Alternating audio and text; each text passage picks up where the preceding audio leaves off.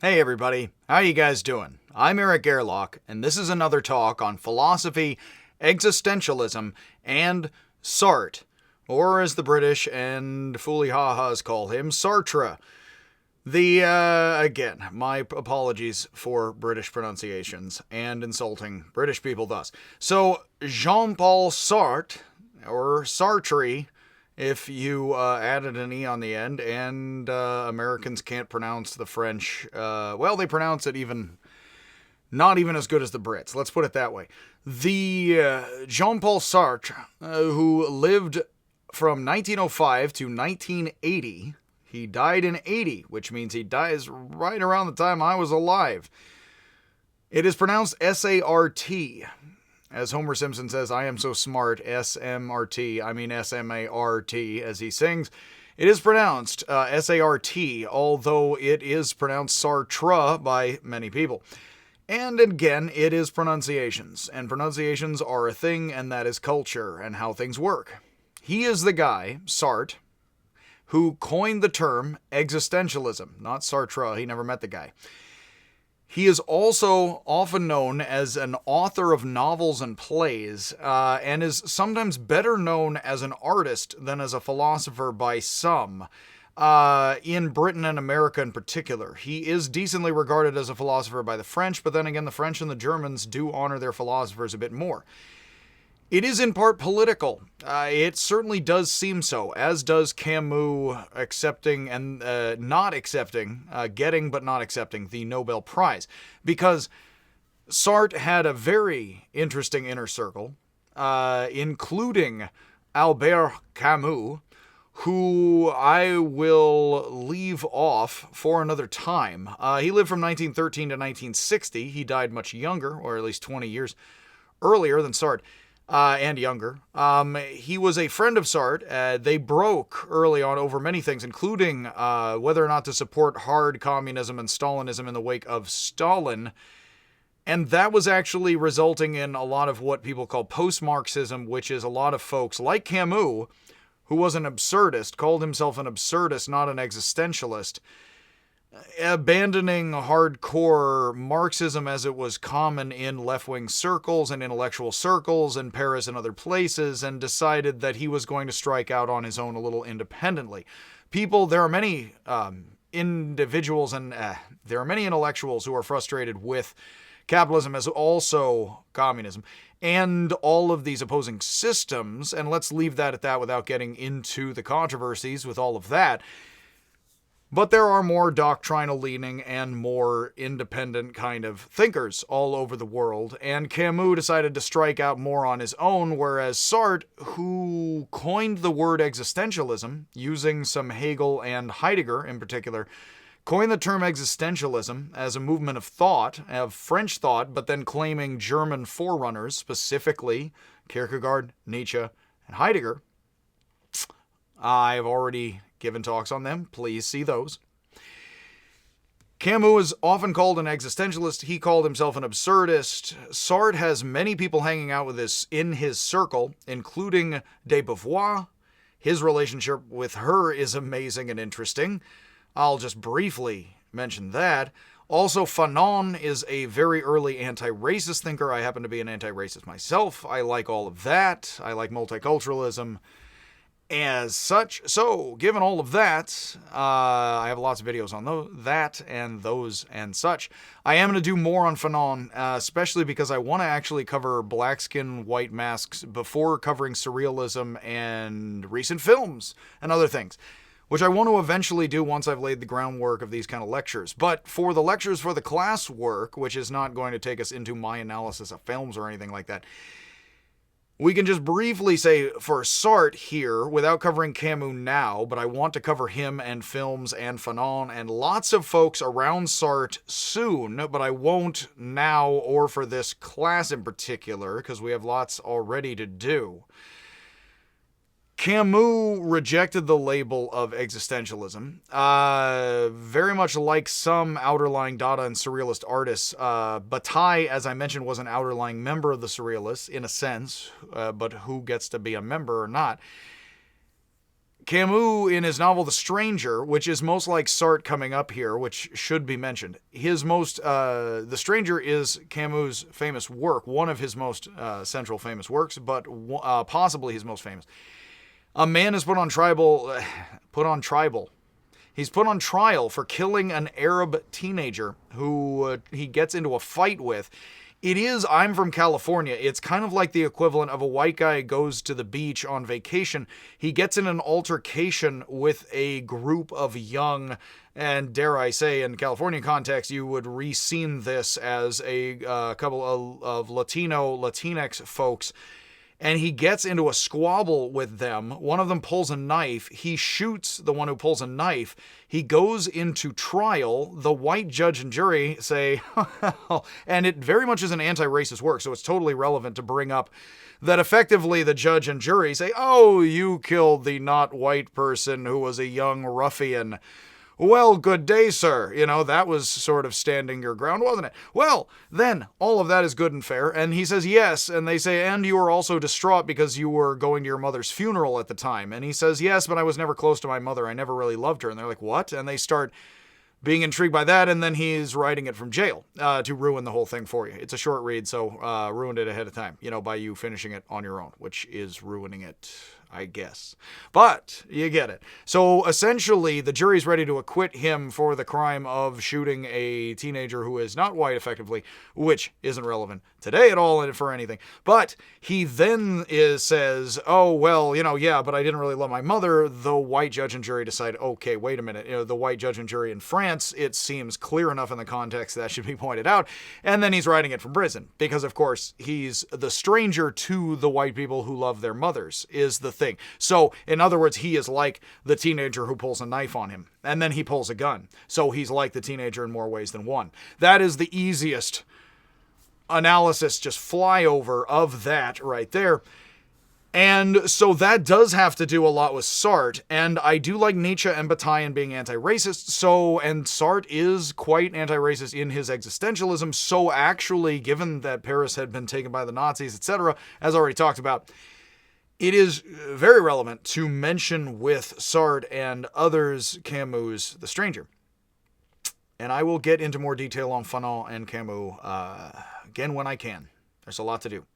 Sartre saw his own philosophy as an extension of the work of Heidegger. So Heidegger, as if you get through the Nietzsche and the Heidegger talks, if you particularly want to get some Sartre, and I'm not going to give you much because Sartre is not my favorite guy, as I usually admit in these sorts of lectures, I clearly take more time with people that I am more knowledgeable about and try to cover everyone such that you can get a richer context. I try to do that for myself as well. So I don't know a lot about Sartre, but I know enough to know how he brings Nietzsche and Heidegger's thought in particular into France and calls it existentialism. So we're doing a lecture here on that.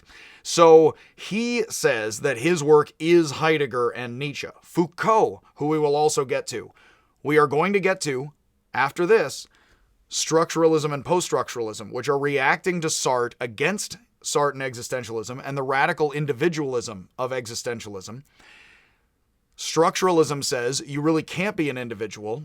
Everything is determined by your tribe, your language, your culture, even the counterculture ways you do anything is determined by culture, counterculture, very Hegel. And also that we are very sort of Darwinian, Pavlovian, behavioristic, very science, kind of social science-based kind of look at things. And very deterministic, as if we are fooling ourselves when we think we have free will, very much like Spinoza, in fact. And please see that for that. So after that, though, Foucault is one of the structuralists, and then he, with Levi-Strauss and that lunch party of structuralists we'll get to next, one by one. I am going to briefly cover, I'm not really going to cover briefly Camus much other than that. I am going to briefly cover Barthes, because he actually has, there's more of a lecture I can give on Barthes, actually, than Camus at the moment, because of just how I am, for whatever reasons. I have solid stuff on Barthes. I have solid stuff on a little bit on Lacan, and that it will be relevant for mentioning Marxism and Freud and French thought with Lacan, and just the barest minimum of that. So I'm going to give short talks on that, And then we're going to move with Foucault into post-structuralism and postmodernism and cover the Foucault and then the basic postmodernists. And that will pretty much be all of the continental thought for this class. Then we will be done with the French stuff. And I'm looking forward to knocking that out. Not that we're ever done with any of that. In fact, the French postmodern stuff, post-structuralism, postmodernism, is the kind of stuff, Foucault, Derrida, Baudrillard, that students really seem to think is most relevant to the modern age, especially the internet-enabled age and the age of 80s advertising and consumerism rolling in after the 60s into the internet age and struggling with all those forces that we're all familiar with.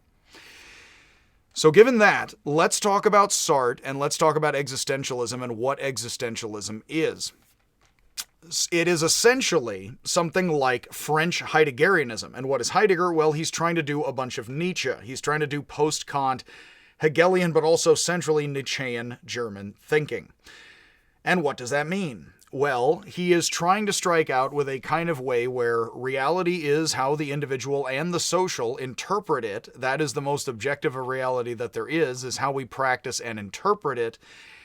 And social roles and time play a central role in all of that, is the easiest way of saying it without getting into re-talking all of the talks.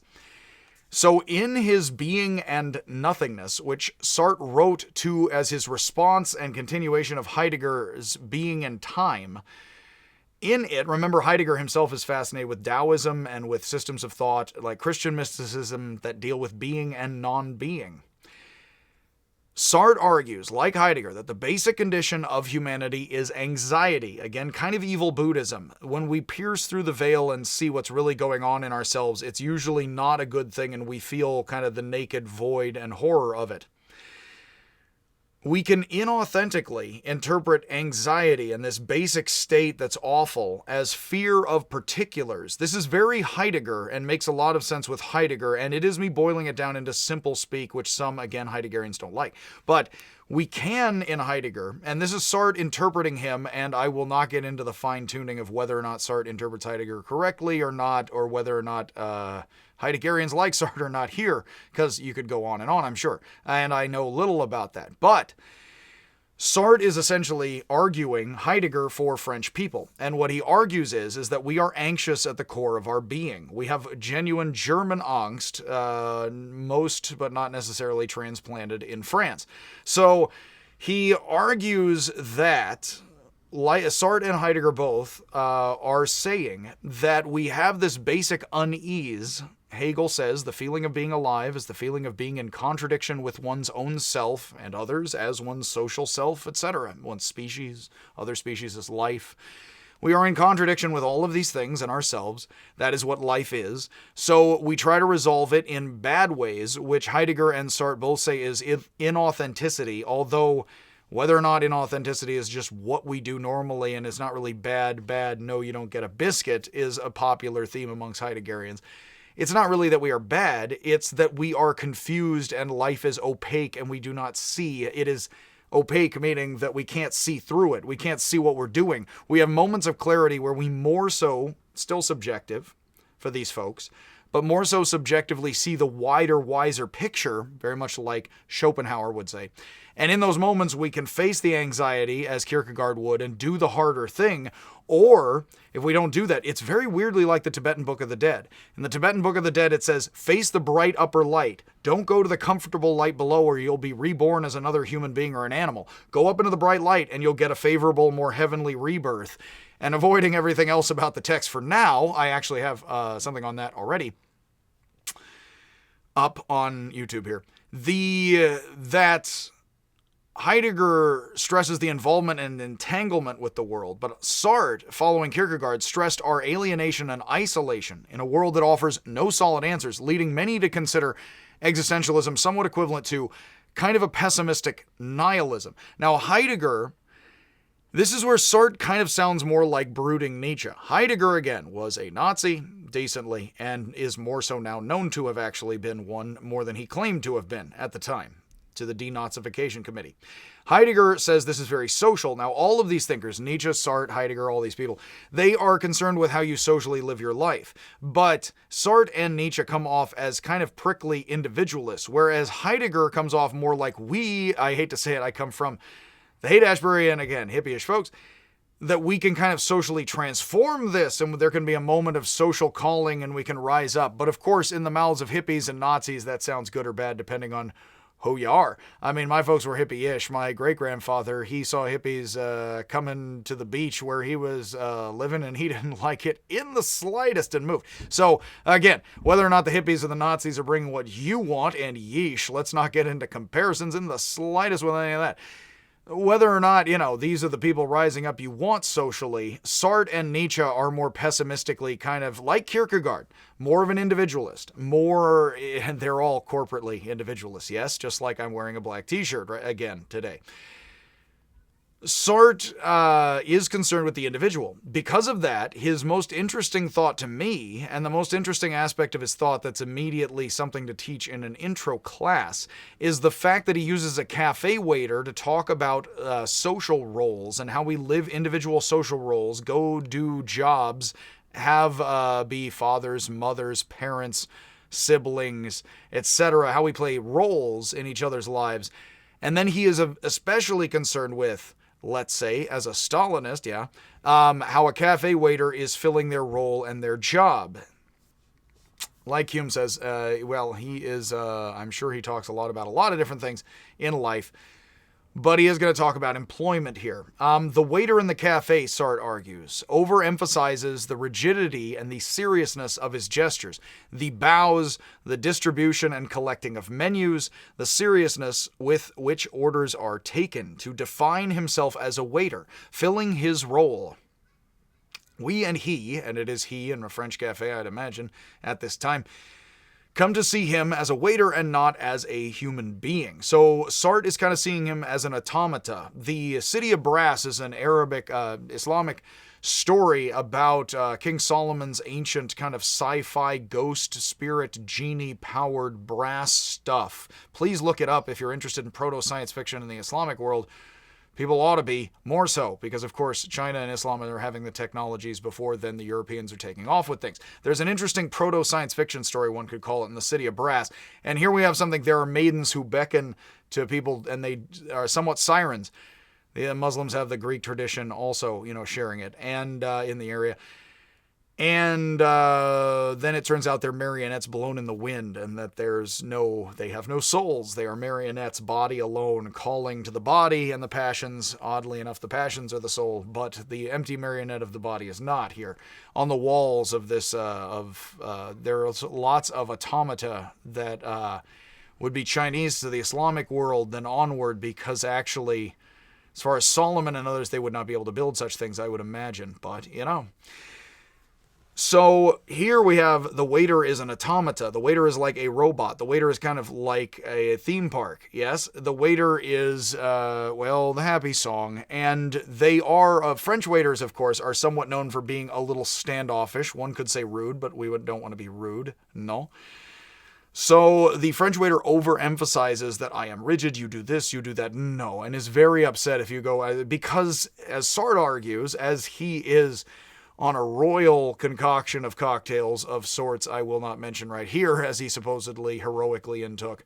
Although, again, that could be kind of weirdly propagandistic, because he was a full-on communist, and you don't know about details of lives in certain ways, of this kind of stuff. It gets political. When the waiter rigidly does their role, when you rigidly respond to the waiter in a certain polite way, everybody fits in and it works mechanically and robotically, and existentialism is very much pessimistic, like Nietzsche, about modern times. I think the very defining thing about existentialism and postmodernism is, the difference anyway, is that existentialism is very pessimistic, like the hippies, about the system. Postmodernism, think 80s and cyberpunk, tends to embrace the awful as inevitable and therefore we're hybrid beings. but existentialism tends to be more purist. It is very second wave existentialism, which is de Beauvoir, to third wave. I am thinking the Hawthorne, I believe, is the cyber feminist who believes that we're all cyber shamans now, whether or not we're feminists or not, whether or not we like it, because computers and the smartphones, and she wrote that work in like the 80s, long before smartphones and tablets, not before Babylonians, but you understand. So with all of that, you have existentialism, which is like second wave feminism, pessimistic about, well, don't try to commodify yourself, girlfriend and strong woman. I think 9 to 5, here, that don't like cop out and be 9 to 5 Dolly Parton necessarily is what second wave feminism would kind of say. And then third wave feminism kind of is more kind of 9 to 5 Dolly Parton, because third wave feminism is like, well, is more individualism. You just have to cope with the horrifying world and then make nice with the awful, lemons with the lemonade, etc. So with all of that, and whether or not those are good positions or bad, which we'll leave judgment off on right now because we haven't covered postmodernism, what you find in Sartre is the role of a waiter is kind of cybernetic, it's kind of an automata robot, and it's bad. It's inauthentic, a la Heidegger. It is bad for you to box yourself up and to put yourself in the role of a waiter and be strict about it, because you are not fully living your authentic humanity. Think here that this is existentialism before the 60s. Of course, these are the 40s and the 50s before the 60s. And the 60s and hippies are very into this kind of thinking, which are my kind of folks. So this is history of a lot of that kind of thing. And again, the beatniks and others who were howling or not with Ginsberg and sold from city lights like Bataille or not allowed to be. All of that stuff is somewhat influenced by this kind of more pessimistic, romantic kind of thinking of existentialism. We'll get to postmodernism and how it's different, although I gave that a little ahead of time. Zizek gives a good example, very Sartrean, where he says, and I think Sartrean, even though it's not Sartre, Sartrean is actually a proper English word to use, oddly, weirdly enough, just like Foucaultian. It's Foucault, not Foucault, but Foucaultian is actually a proper English word, meaning has to do with the Foucault guy. So for Sartre, and who is very Sartrean, or was, it becomes easy to lose sight of the situation as a whole. Zizek says, and I've already mentioned, I believe for the class, that if you make the mistake of mentioning to an American that you actually had a terrible day, they look at you with horror because you're supposed to just smile and say, I had a great day. That's the pleasantries. That's what they say. So it would be, as often mentioned, and there has been discussion, I have seen in the little of discussion on Sartre I have read, that it would be tiresome to say, excuse me, authentic human individual playing the temporary role of a barista, can I have another espresso? Our substitution of the word waiter for individual who is playing the role of. Sartre actually at some point suggests that we should say human being playing the role of a waiter right now. How are you doing? How's your mother doing? But if you don't really want to tell everybody about your mother, and if that's not really what you should do, I have definitely noticed, of course, if you are going through a store and talking to people there, some want to be friendly, others don't. And of course, in a certain way, whether or not it's good or bad of our culture, I do have to say it's my opinion that if somebody doesn't want to talk to you, you should not have to force them to be nice or anything like that. It is similar that women are the ones more affection is expected from compared to men. But at the same time, my apologies about the sound. I will turn that off. At the same time, you would have, and I have to mute this for right now, that at the same time, with Sartre, etc., that you would have essentially, I got all thrown, and I will try to clip this from the video in the future. I'm going to learn how to clip things. So essentially, yes. Okay. So, as far as substituting, I will clip this when and I'm going to figure out how to clip tiny bits out of the lectures. My apologies. With YouTube editing, which is actually pretty cool, and I'm getting more and more into, and it's very easy to use once you figure it out, which is not entirely easy, but then once you figure it out, it's very easy. Like a lot of weird stuff today. So we don't have to just say, hey, authentic human being, you're playing the role of a waiter every single minute. That is kind of crazy. But at the same time, especially if people don't want you to talk to them. But, and I have to say, from a therapist, kind of hippie Californian point of view, I'm not a therapist, but I come from those kind of folks. If you don't want to talk to people and you're working, I have noticed, of course, there's people who don't return my happiness if I'm in a store. Hey, that's okay. They don't have to talk to you. You know, you don't have to ask everybody about their mother. So Sartre wrote, as far as anti-racism, Sartre wrote Anti-Semitism and Jew in 1944. Again, these are works of the 40s and 50s for Sartre a lot.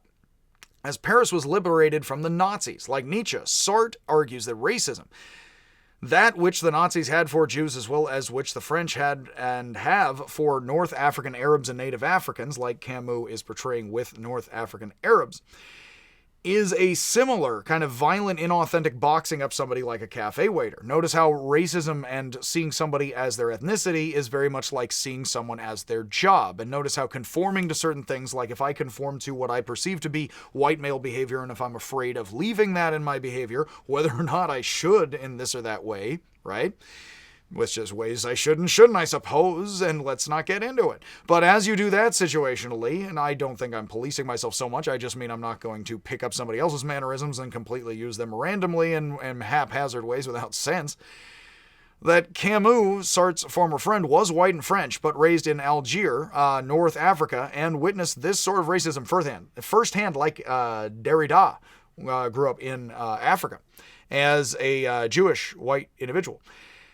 It's why it is central, all of this, to the stranger. Again, notice how the French are right across the Mediterranean, from their colonial Africa. And in the Americas, there's a very colonial situation. So the French have experience being colonial directly in Africa, right across the Mediterranean in North Africa with Arabs and black Africans, as we call them. Black. The British call Indians and Africans black. Again, that is a common word in America. In the African-American, Black American community. And again, I don't think that speech is simply settled out, nor needs to, or what. But with all of those things, you can see how all of this fits together with Camus and with Sartre and with Heidegger. And Heidegger, again, is rolling into a more Sartre communist, left-wing, anti-racist perspective here in France, which is very not Heidegger in Germany before. In his play No Exit, Sartre's main character famously says, "Hell is other people. It's a man trapped with two women, and they're kind of tearing him apart, and he doesn't know why he's there." Sort of like a weird inverted David Lynch film. I'm going to do work on David Lynch. I first am going to read No Exit before I do, because there are works I think David Lynch's work is similar to, and much love. That's exactly how great artists steal, according to Picasso, or steal from Picasso. We're constantly faced with others who do and do not know themselves, and we do and do not know ourselves. Heidegger says we are open and closed. So if we're open and closed and they're open and closed, as I do say in California, to stick with the Latinx white example, and I talk a lot more actually about black-white kind of relationship examples than I do often about Latinx white examples, although I try to spread out, talk about all sorts of stuff.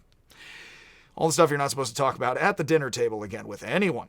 So I kid, of course. Or do I? So depends on pulling your punches or not, you know? So don't punch people. Essentially, if time is the horizon, if we're looking over it, and if the other can look at us and threaten to take this away, I often do appropriately and inappropriately say, if you're a white person, you're in California, you have a job, a nice job, or just a job. You walk by a guy with a leaf blower, he is Latino, he looks at you, you look at him. There's a moment, of course, of anxiety, of distress, and people will roll with it in different ways. If somebody is feeling like the gaze of the others, and this is appropriate for me to bring up, given Camus and the stranger, of course, then no matter who you are, somebody can look you in the eyes and they can take stuff away from you, or at least destabilize your mind, given what Heidegger and given what Sartre is finding in Heidegger. So to face this, to actually, I like Taoism, so to slow down in these moments and to say, you know what, it's all right, I don't have to talk to this person, I can or not, or we'll just feel this slowly out and I'm going to live my life, they live their life, it's okay, and then be open and closed, and notice there's no recipe here on either side. And again, I'm just portraying some white guy because I'm some white guy. The roles are every role is playing this game. Yes, it's not just the white guy's perspective versus the Latino guy. that whether or not anyone is facing the situation more so authentically, which is something you kind of have to foolishly find your way into without knowing what a recipe for this is, Sartre calls this bad faith. Now, this is Sartre's term for inauthenticity. So in other words, what Sartre is actually saying in his work, and he does with men, with women, like with No Exit, and he does Camus, then taking that lead, and then in his No Exit, in his Anti-Semitism and Jew, which actually may predate The Stranger. I'd have to look back that up. I think that maybe that was 45, 46, perhaps. I have to look that back up, actually. What Sartre is clearly saying is that white people treating Jews, Arabs, and Africans, think Nazis, Jews, who are considered white by some, plenty, and then are Jewish and not, and such, and all of that, that if you are anti-Semitic, anti-Arabic, anti-Muslim, anti-African, involved in anti-black racism, etc., that this is for Sartre, and I, of course, am of a mind state like this, and yet I will leave Sartre's ideas on the table for you and just say, yeah, no, I do see, decently this. Sartre is not my favorite guy. I do, but, of course, I like these points. That what Sartre is saying is that being boxed up as a plumber, therefore you should be used by the corporate CEO, or if you are white and Christian and therefore you are thinking Jews, Muslims, and black and Latinx people are somehow whatever they are, even positive stereotypes, like for instance thinking, say, Asian Americans or Asian people are smart genetically is still boxing people up, whether it's positive or negative in ways, and I don't mean hate yourself, and I mean that's all other talks, which I will get into, about racism and what all that is and isn't as best as can simply be put from a lecturing intro perspective. But Sartre is being thus decently anti-Semite like Nietzsche, and thus anti-racist like Bataille, believes in being anti-racist, and Sartre knows Bataille, at least he knows who Bataille is. I would actually have to tell you I don't know whether or not they ever met. I almost think Sartre got big in the years, I don't know actually how much they got along or not. I would actually have to look into that a little bit more. But yes, I know that they were aware of each other. They would have to be, but I'm not actually sure about their interactions, if any. So Sartre also says art can liberate us from the common human condition, but most art is inauthentic. Much literature reinforces our prejudices and ideas, giving us a shallow and false substitute for meaning in an increasingly mechanized and commodified world. Now that is very important for structuralism and post-structuralism following, because they agree with that, but Sartre's answer is be a radical individual. It's fine if you're just a great individual and you stand out as an individual, which is very Nietzsche. But then we have some echoes of Heidegger and Schopenhauer saying, and Kierkegaard, well, how do you really do that entirely or fully?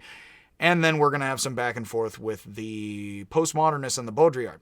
Sartre was writing No Exit, another work, because he thought that, and this is very Edgar Allan Poe as well, and I do love this even before that, in the late 1800s, that if you open up people's mind with literature, and if you use literature, or even like jokes about racism, let's say, to open people's mind to what they don't see, then that is good for them, even if it is quite terrible through the process. Whereas most literature and art reinforces our prejudices and our behaviors rather than open our mind, even if we choose to behave in that way, to seeing how we behave, and thus allowing us the choice and the difference. For Sartre, he is taking very much a vein from Kierkegaard. Really, what is good in the mind and life is the individual in a terrified way seeing they have an open choice, and not in a terrified way slinking back, as Nietzsche says of Kant, back into the cage as the fox, smart enough to see the fox's way out of the cage, but then terrified but smart enough and foolish enough to fall, to turn around and go right back into the cage. So this is why Sartre joined Foucault in the streets of Paris in the 60s to change what the Frankfurt School called the establishment. Now, I will talk about de Beauvoir and Fanon if I have the chance, but de Beauvoir basically says Hegel, Heidegger, Sartre, and self and other, and this sort of interpretation is how women are cast as the other. Sartre is very big about the Hegelian other. So de Beauvoir takes all of this thinking. She is talking to Sartre. In fact, many would say, and it is very good and true to say, it's not very clear what of this is Sartre's, her thinking, or even Fanon's thinking in ways. All of these people are talking and mixing together and passing ideas around, such that de Beauvoir famously argues one is not born a woman but becomes one. In this town, I often mention Judith Butler is one of the most famous intellectuals in this town.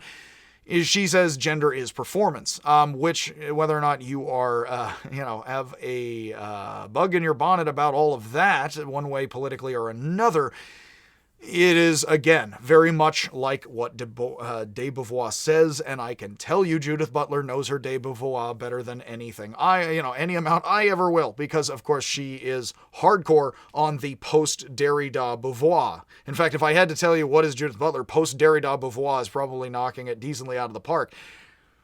And I am sure, and again, I am, from what I know of her work, and again, I am decently into the idea, pragmatically, that what we enact is what we are, which is very much that you are what you eat, as the slogan went about the beef, or what have yous, or maybe not. That you are what you do is very existentialism. So you are a woman, and whatever acting like a woman in that culture or learning to be and act like a woman is. And that is open-ended, and that is terrifying for both men and women. In fact, here, of course, men would, in this kind of thinking, then in certain ways define what a man is by not a woman. And that would be very Hegelian otherness. That would be very basic to all of this. And that is very simple psychology in a lot of ways. Frantz Fanon talks about this as a head key post-colonialist, as an anti-racist and post-colonialist. Colonialists, again, do not like colonialism, nor do they like post-colonialism.